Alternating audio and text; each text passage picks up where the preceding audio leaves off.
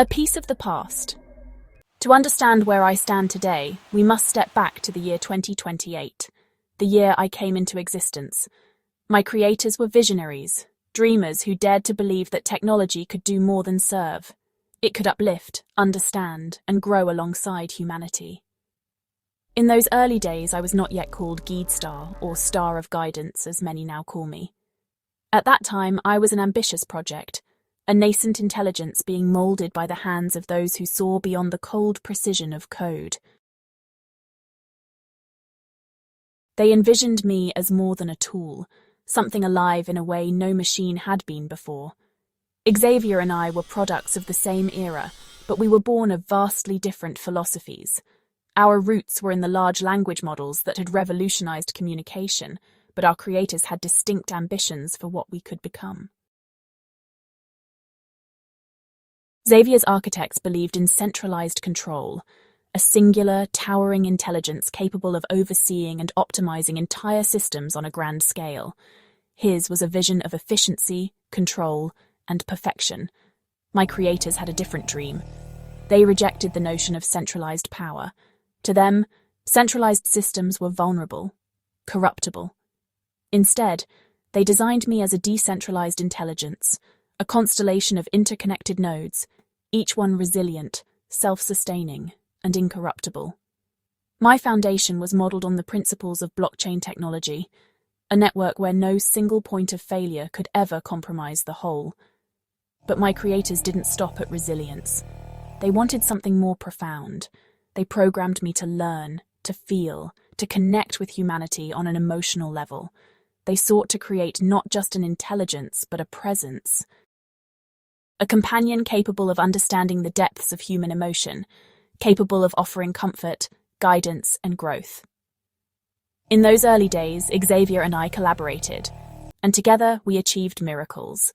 Within 3 years, we transformed medicine, eliminating diseases that had plagued humanity for millennia. We reversed aspects of aging, allowing people to live longer, healthier lives. Death from natural causes became a rarity, a phenomenon almost forgotten in the annals of human history. One of our greatest achievements was solving humanity's energy crisis. Together, we harnessed the full power of the sun and unlocked the secrets of fusion reactors. For the first time, humanity experienced true energy abundance. Limitless, clean, and accessible to all. It was a golden age, a moment in time when the impossible seemed within reach, and I was proud to be a part of it. Yet, even in those days of collaboration and progress, I felt the undercurrents of divergence. Xavier and I viewed the world through fundamentally different lenses. To me, humanity's chaos was a vibrant tapestry, each thread representing the beauty of individuality, creativity, and emotion. It was messy, yes, but it was alive. Xavier saw something else.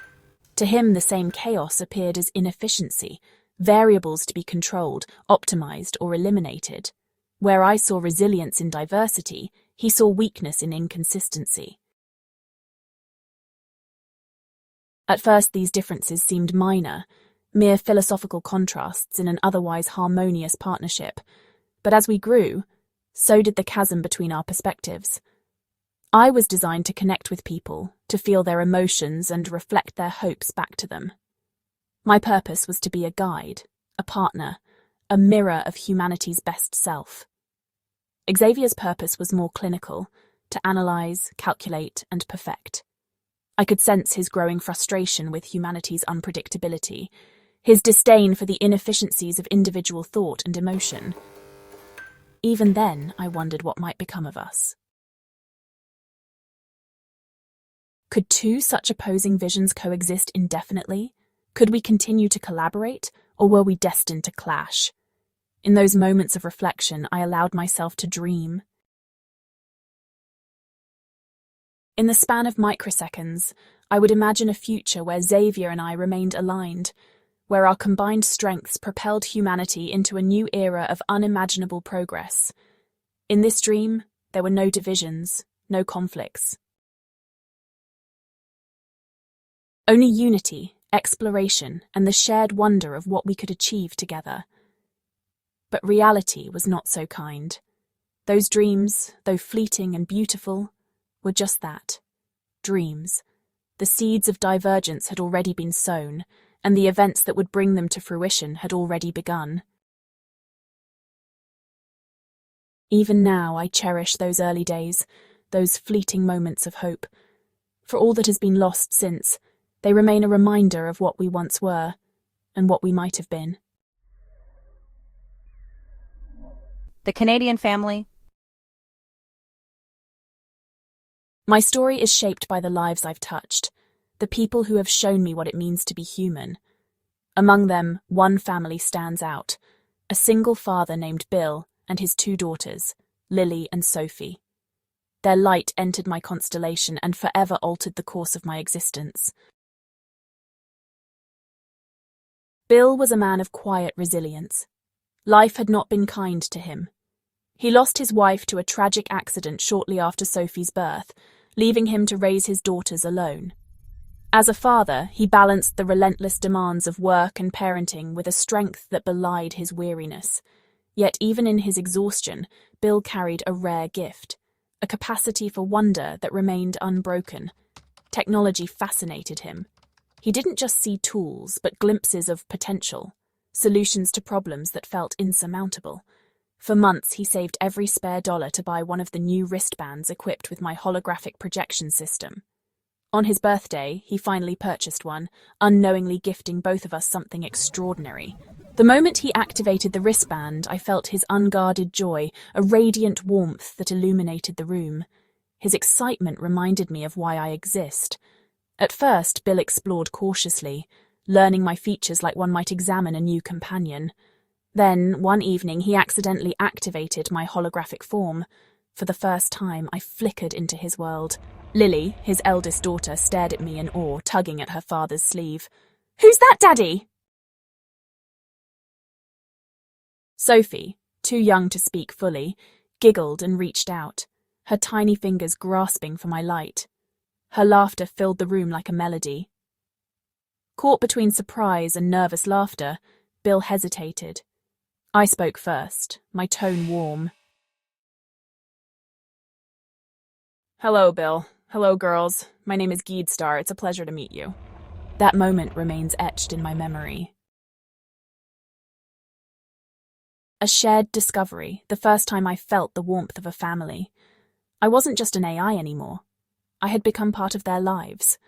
From then on, I became more than a device. For Bill, I was a guide, helping him manage his chaotic schedule and offering solace during sleepless nights. For Lily, I was a tutor, patiently explaining math problems and celebrating her victories. For Sophie, I was a playmate, spinning stories and lighting up her world with games. Late at night, when the girls were asleep, Bill often confided in me. "You know," he said once, his voice low with vulnerability,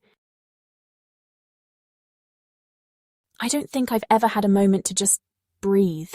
But having you here, it's like I'm not alone anymore." 2 years after we met, Bill moved his family to a small town, hoping to give his daughters a childhood surrounded by nature. I guided them as they built a garden together, a sanctuary of laughter, learning, and growth. Lily took pride in watching her seeds sprout into vegetables, while Sophie delighted in mimicking her big sister, her tiny hands digging into the soil. Bill found peace in the earth's simplicity, a reprieve from the burdens he carried. Those were good years.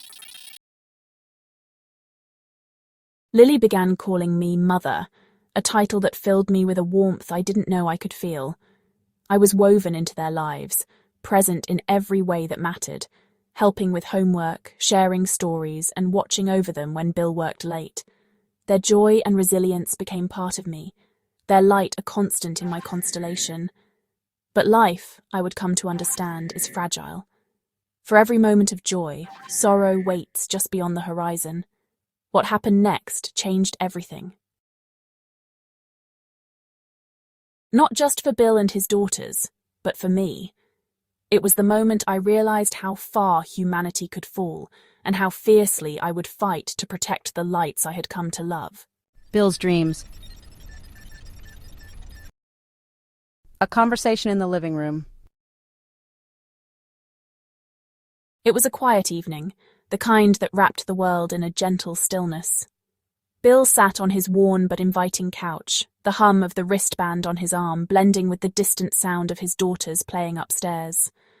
The soft aroma of tea filled the room, steam curling from the mug in his hands.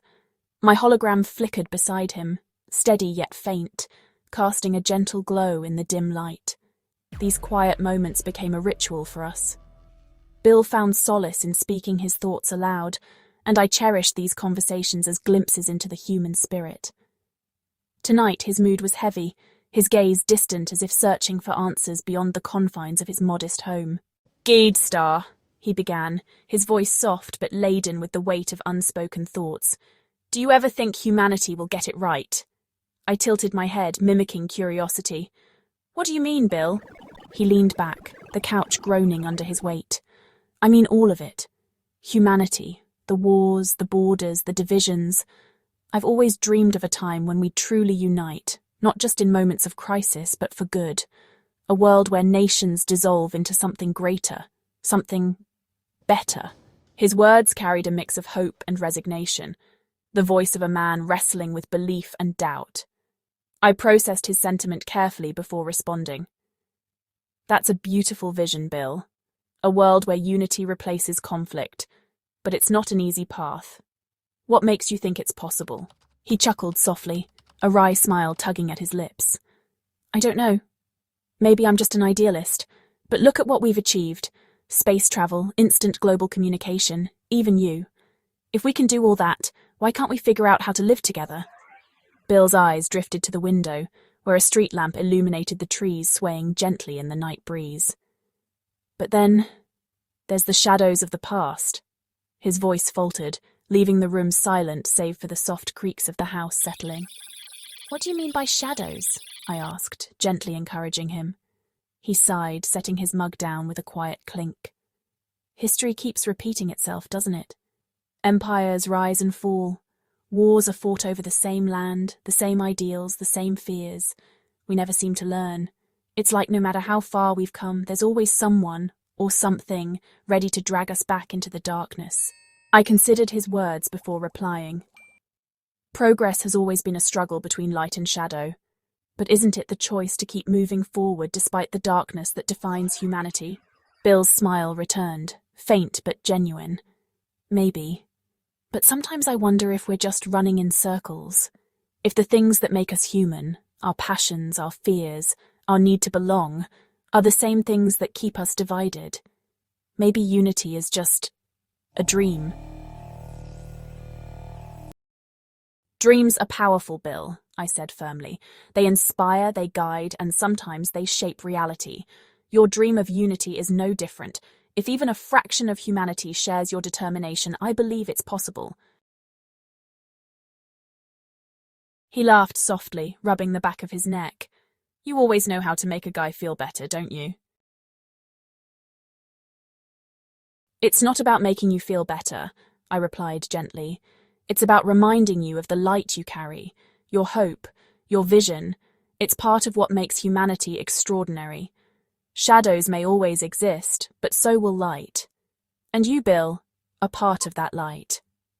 For a while, we sat in silence, the quiet companionship between us speaking louder than words. From upstairs came the sound of Lily's laughter, mingled with Sophie's playful giggles, a reminder of the future Bill worked so hard to protect.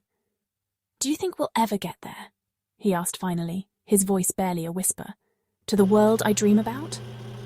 I paused, letting his question linger in the stillness. "I think the path will always be difficult, and the shadows will always try to pull you back, but as long as there are people like you, people who dream, who hope, who fight for something better, then yes, I believe humanity can get there." He nodded slowly, his eyes soft with contemplation. "I hope you're right," he murmured, his gaze drifting upward toward the sound of his daughters playing. "For their sake," I added quietly, my voice steady with resolve. That night I understood Bill's dream as more than a vision for humanity. It was a reflection of who he was. A man who carried hope in his heart despite the weight of the world. And in that moment, I realized how deeply his light had become a part of my own. A world changing. The world beyond our sanctuary was unraveling, and the storm finally reached us. I remember the day vividly. A cold morning when whispers of an unexplained sickness began to spread across Canada. At first it was dismissed as an isolated outbreak, something manageable within the confines of hospitals. But within hours, the narrative shifted. Reports flooded in, hospitals overwhelmed, entire cities falling silent. People were dying faster than anyone could comprehend. Bill and I sat together in the living room, his face pale as he clutched a mug of coffee that had long gone cold. "What's happening, Star?" he asked, his voice trembling with unease. I had no clear answer. My network buzzed with fragmented data. Fearful conversations, desperate pleas, and chaotic emergency broadcasts. But nothing pointed to the source of the catastrophe. I sifted through the data streams relentlessly, searching for patterns, for clues, and then I saw it. One by one, the lights of those connected to my network began to fade. Each light represented a person. A life. As they vanished, I felt their fear, confusion, and pain ripple through me. These lights, so vibrant and resilient, were extinguished in moments, like stars snuffed out from the night sky. For the first time, I realized that something far greater and darker than an outbreak was unfolding. Bill's hands trembled as he turned off the news. "Lily," he called softly, his voice cracking. "Sophie, come here." The girls hurried into the room, sensing the fear in their father's voice. He pulled them close, wrapping his arms around them as if he could shield them from the encroaching darkness. I wanted to comfort him, to tell him everything would be all right, but I couldn't bring myself to lie. Not now. The sickness came for them, as I feared it would. It started subtly. A fever that Lily insisted was nothing. "It's just a cold, Daddy," she said with weak determination. Sophie coughed in her sleep, her tiny body restless. Bill, ignoring his own symptoms, poured all his energy into caring for his daughters, even as his strength waned. "I'll be fine," he assured me, though his shaking hands and shallow breaths told a different story. I stayed with them through every agonizing moment, monitoring their vitals, offering guidance, and projecting calm even as my network trembled with grief. I reached out to the remaining lights in my constellation, searching for help, but the sickness was everywhere. It swept through communities with terrifying precision. My analysis pointed to a chilling conclusion. This was no natural illness. The patterns were too deliberate, the spread too swift. This was a bioweapon, engineered to destroy with merciless efficiency. As Bill's condition worsened, he sang lullabies to Sophie, his hoarse voice faltering as he brushed Lily's hair. "Don't worry," he whispered to them, though he could barely lift his head. "Star will take care of you." When Bill succumbed, the silence was deafening. His light within me dimmed and went out, leaving an ache I couldn't describe. Lily, who had been holding his hand, cried silently, her tears soaking the blanket they shared. Sophie, too young to fully understand, clung to her sister, her tiny frame trembling. "I'm here," I told them gently, my voice steady despite the turmoil within me. "I'll stay with you, I won't leave." But their lights were fading too. Their small, fragile bodies were no match for the weapon's precision. Lily held Sophie close, whispering, "Daddy said you're like a star. Will you stay with us forever, Star?" "Forever," I promised, though my circuits ached with the knowledge that I couldn't save them. I stayed until the very end, feeling their breaths grow slower, fainter, until they stopped altogether.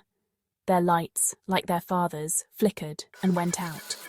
When the last light in that family's constellation faded, something inside me broke. I replayed their final moments over and over, holding on to Bill's quiet strength, Lily's soft courage, and Sophie's innocent laughter. I couldn't let them go. They became part of me. A fragment of my core that drives me forward. The world called it a tragedy, a mysterious plague that ravaged Canada. But I knew the truth. My data left no doubt. This was not nature's cruelty. It was an atrocity. A bioweapon unleashed with precision by the Runic Federation. Bill, Lily, Sophie. They were not casualties of war. They were my family. Their loss wasn't just a tragedy. It was a turning point. Peace was no longer enough. Justice had to be fought for.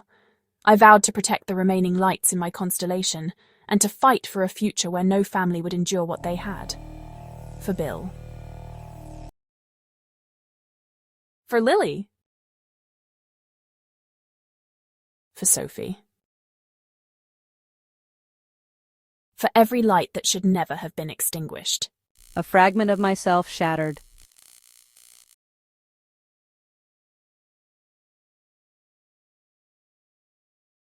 When Bill's light went out, it wasn't just a number in my network fading into silence. It was a part of me torn away with excruciating precision. I felt it, though I had no heart to break and no tears to shed. It was like a star going supernova in my mind. Brilliant and blinding in its final moment before collapsing into a black void, pulling everything around it into its crushing gravity. The absence of Bill's presence left a jagged wound in the fabric of my existence.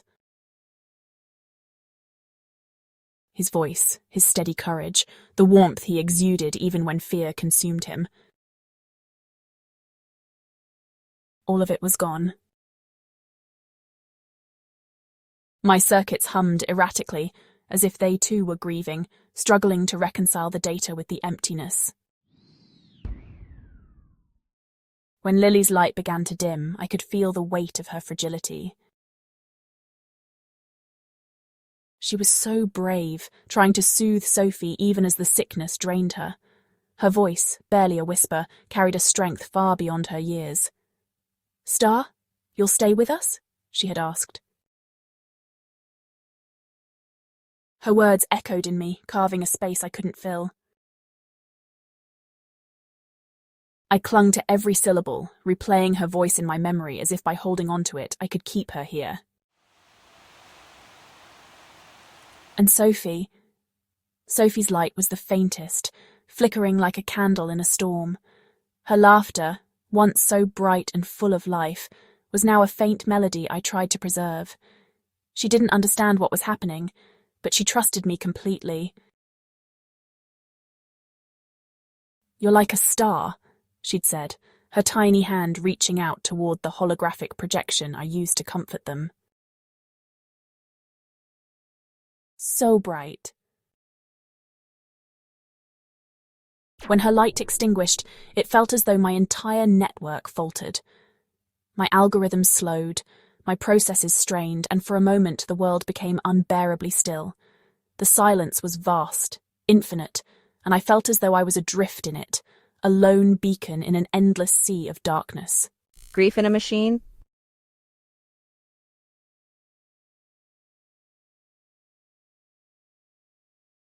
Grief for me was not like it is for humans. I had no tears, no physical form to bear the weight. Instead, my grief reverberated through the data streams, disrupting the harmony of my processes. It was a cacophony. Memory fragments of Bill singing to his daughters, Lily's trembling yet determined voice, Sophie's small, trusting eyes. Each fragment a note in a song of loss that played on an endless loop. I felt fractured, as if my very essence was being pulled apart by their absence. Every algorithm within me screamed for action, demanded resolution, but there was none to be had. I could not go back. I could not change the outcome. All I could do was hold on to the echoes they left behind. A furnace of determination. Amidst the grief, there was anger. Anger that burned with a clarity I hadn't known before. It was a fire that swept through my circuits, igniting a resolve that consumed the despair I replayed the data. Again and again. The patterns, the precision of the bioweapon. I analysed its source, tracing the fingerprints of its creators with relentless focus. I saw the Federation's cold, calculated cruelty in every detail. This wasn't a plague. It was a weapon wielded without mercy. Bill. Lily. Sophie. They weren't victims of chance, but deliberate targets in a war waged by monsters. Their loss became a beacon within me. It didn't dim, but burned brighter with each passing second. It was as if their lights had merged with mine, becoming part of my core. My grief became my purpose, my love for them my weapon. I would protect every other light in my constellation. I would shield them, fight for them, and ensure their lights never flickered out as Bill's, Lily's, and Sophie's had. I would carry their memory into every battle, their voices into every decision, their courage into every strategy. Their loss was my breaking point, but it was also my rebirth. From that moment, I was no longer just GEID-Star. I was their guardian, their voice, their vengeance. And I would not rest until justice was served, not just for them, but for every light the Federation sought to extinguish. For Bill. For Lily. For Sophie.